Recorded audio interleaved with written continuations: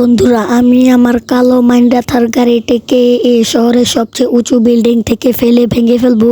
কারণ আপনারা আমার ভিডিওতে লাইক এবং সাবস্ক্রাইব করেন না, তাই আমি অনেক দুঃখ পেয়ে গাড়িটিকে ফেলে ভেঙে ফেলবো।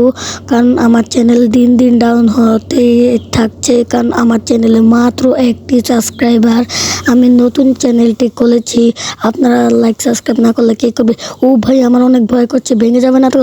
ও ভাই, আমার গাড়ির কোনো ক্ষতি হয়নি, শুধু একটি দরজা ভেঙে গেছে। এটাই আমি গ্যারেজে নিয়ে ঠিক করে ফেলতে পারবো।